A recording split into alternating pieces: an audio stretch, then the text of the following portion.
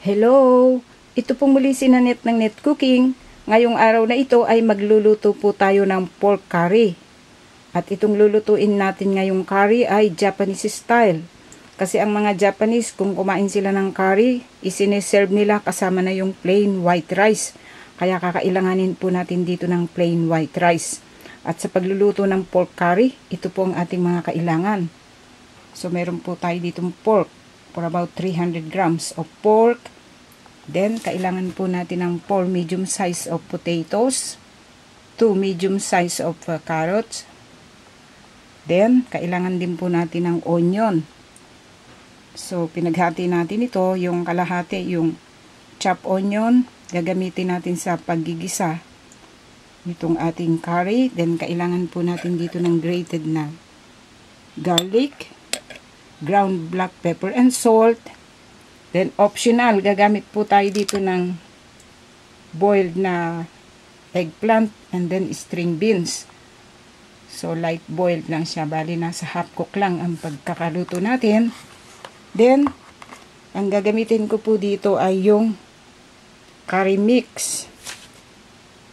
So ito po, nakakabili nito sa mga supermarket sa iba-ibang flavor o yung spice niya. So ang gagamitin po natin ngayon ay yung hindi masyadong hot o maanghang, hindi masyadong spicy.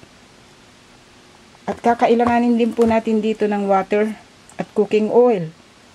Okay, mag-start na po tayo ngayon sa pagluluto po natin sa ating pork curry Japanese style. Then ngayon, ang susunod po natin gagawin, meron po tayo ditong cooking pot. Medyo malalim yung gagamitin nating cooking pot. Nilagyan natin ng 1 tablespoon of cooking oil. Then lalagay po natin itong garlic.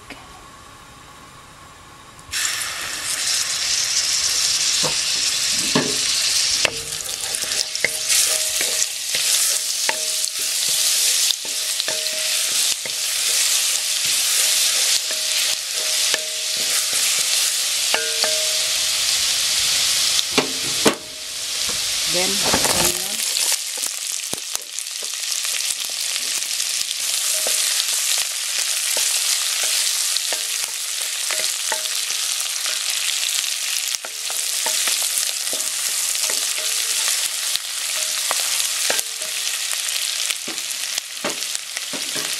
Then, dito po lagay natin yung pork. Then,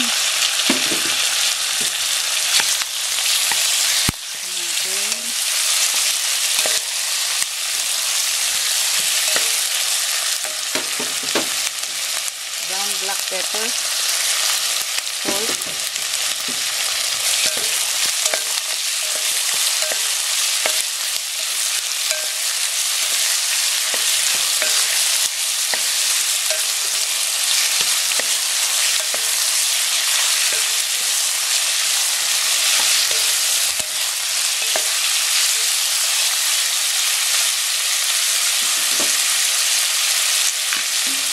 then lalagyan po natin ng water.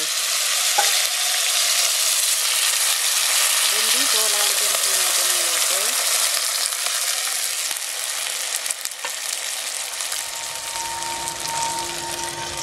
Lagyan po natin ng cover.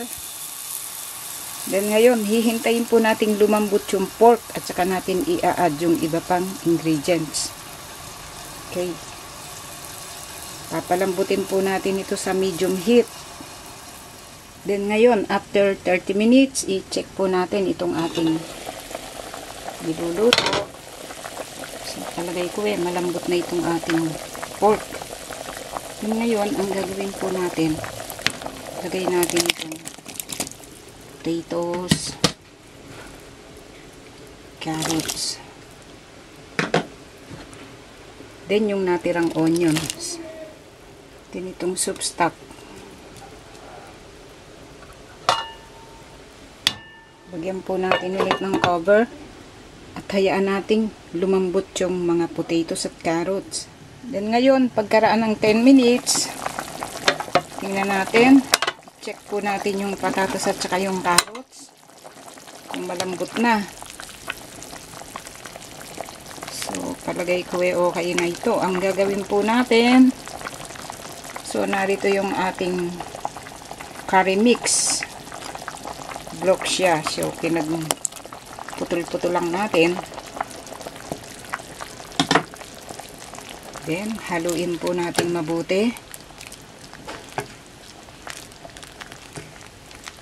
So, hanggang sa mag-dissolve siya completely.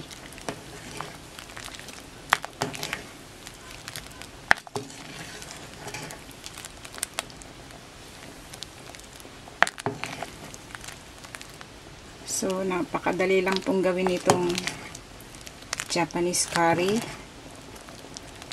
Kasi kumpleto na po itong curry mix na ito.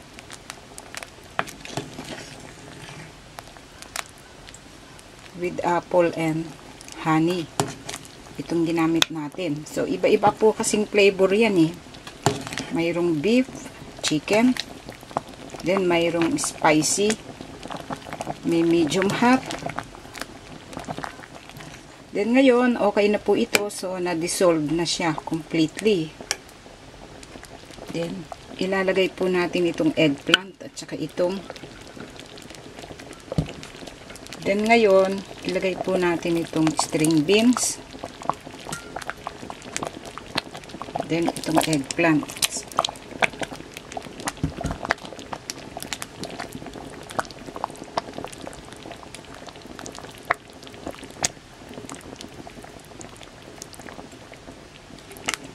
Then ngayon, okay na po itong ating pork curry. I-turn off na natin yung heat at pwede na po natin itong iserve at kainin. Then ngayon, ang gagawin po natin, meron tayo dito yung rice. So, ilalagay po natin dito sa plate. Kuha tayo ng white rice.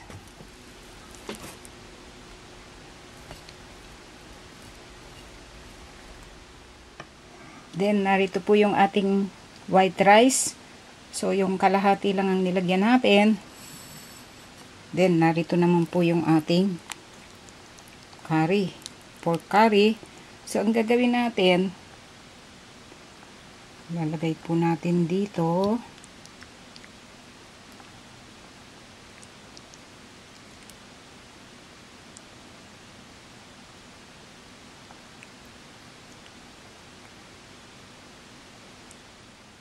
Then ngayon, ito po ang kinalabasan sa pagkakaluto po natin sa ating Japanese curry rice.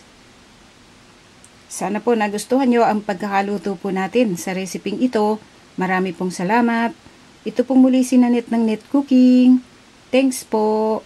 Bye!